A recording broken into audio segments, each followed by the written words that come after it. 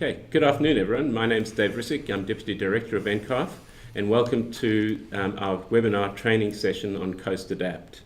Apologies first of all for those of you who joined us yesterday where we had a bit of a technical hitch, but hopefully all is working today, and we look forward to presenting to you over the next hour or so.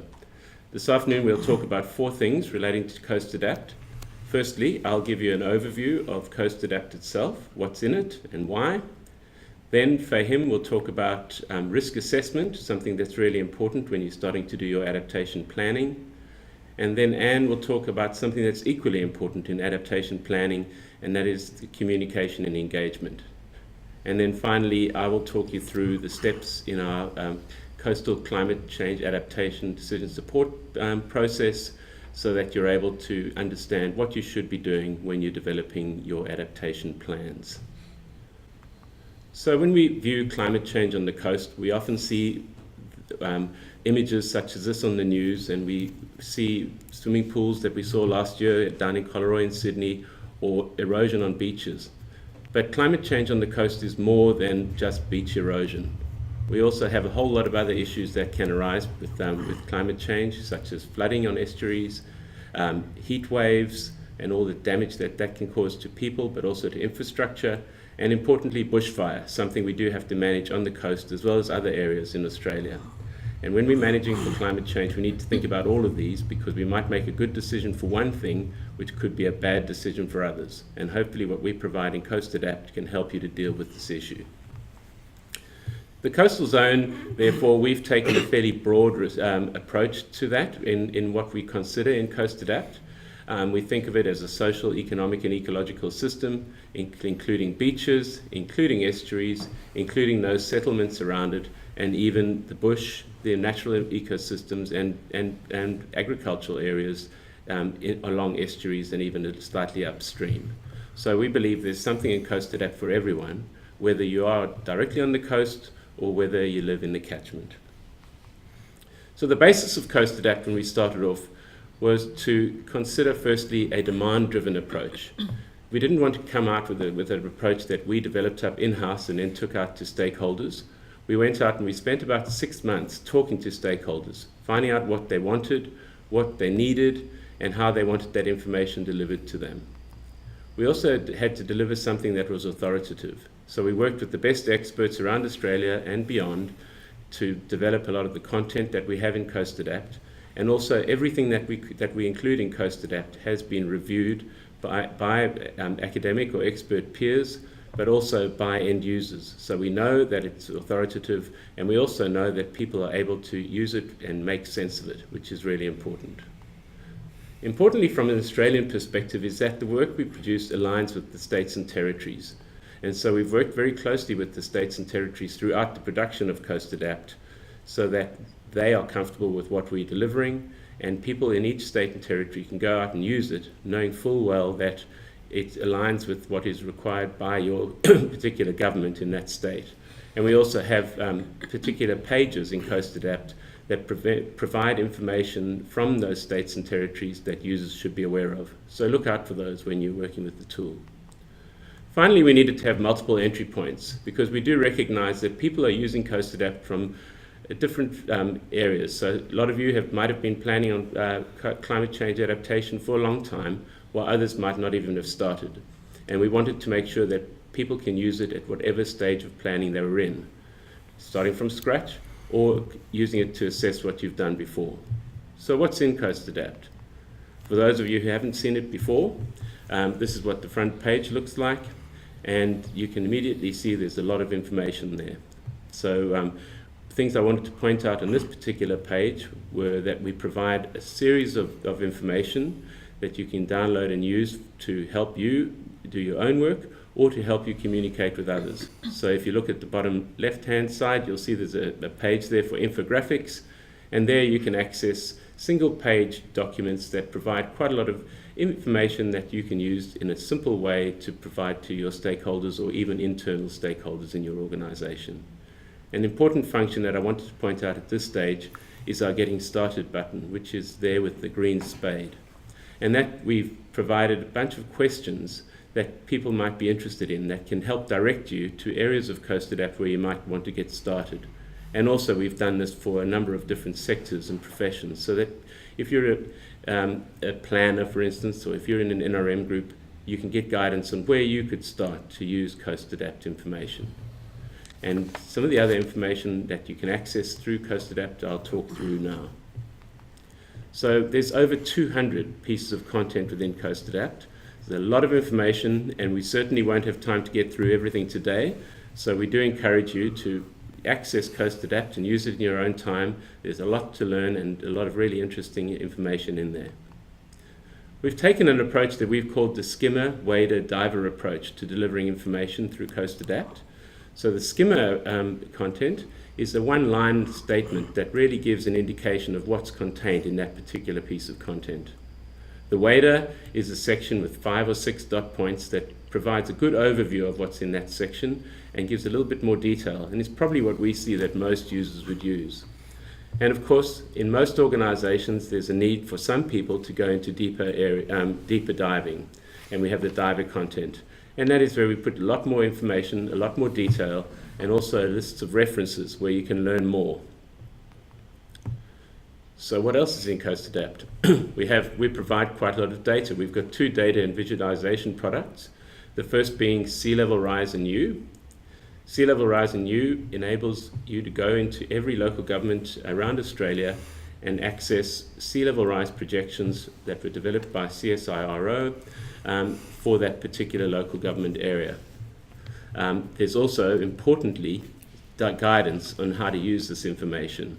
And that is something we've really strived to do with some of the data and the information we provide, because it is quite difficult for many stakeholders to make sense of it.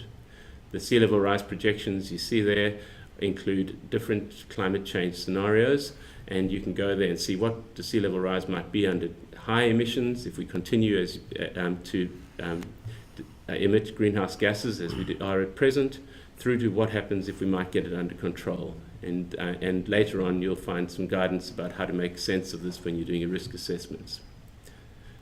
Importantly, we provide some mapping to show how the sea level rise data look on land, where there is lidar data available in Australia.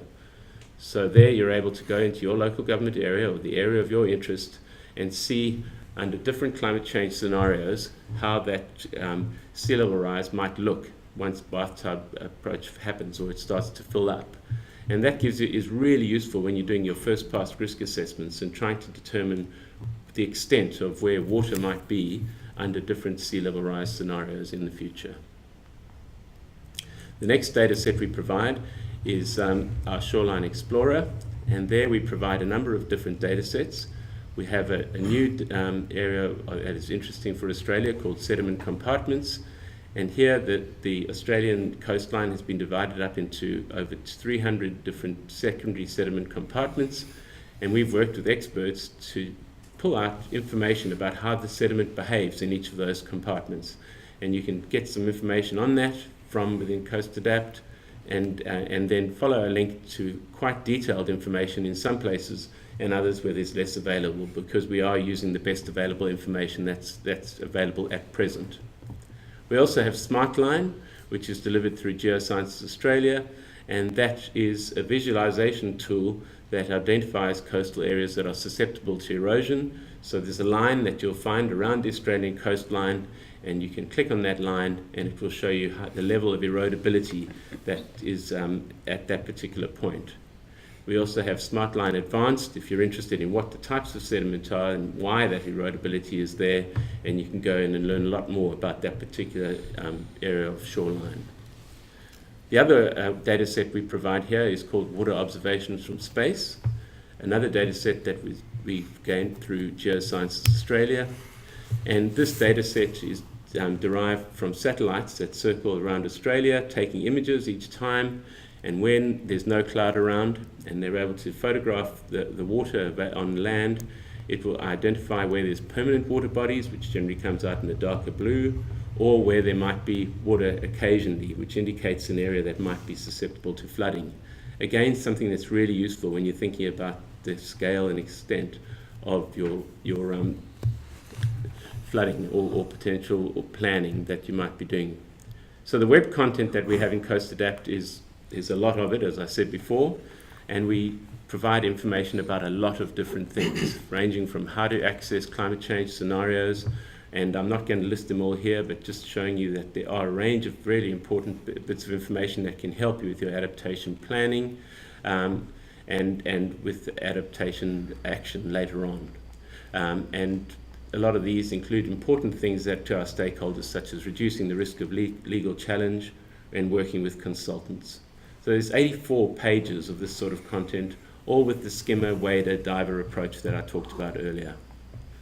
We provide quite a lot of guidance documents and checklists that can help you to do activities associated with your adaptation planning and can help you to assess whether you are doing things according to good practice or not. We also have some simple tools that can help you to go through and actually undertake certain things, such as your first, second, or third pass risk assessments. Our stakeholders wanted a lot of information about what other people were doing in climate change adaptation, and we've collated quite a range of different case studies and snapshots around adaptation in Australia and beyond.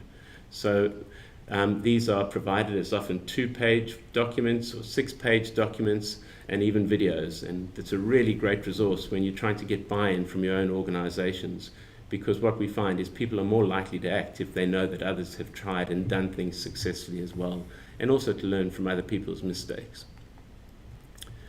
The last bit that I'm going to talk about what's in CoastAdapt is our Coastal Climate Adaptation Decision Support Tool, CCADS, and this is basically puts all the information that's available in CoastAdapt into a context and supports people to go through a process of decision making from starting from scratch all the way to developing an adaptation plan, implementing that plan, and then monitoring evaluation.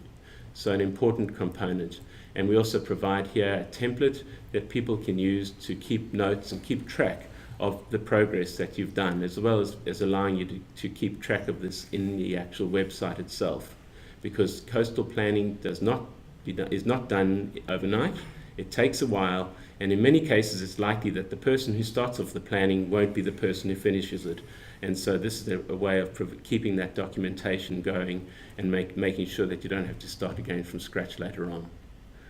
So when we look at CoastAdapt and coastal adaptation planning, we find you can provide information and guidance products, you can provide sea level rise and information data, and you can provide a decision support framework, which we have in CoastAdapt.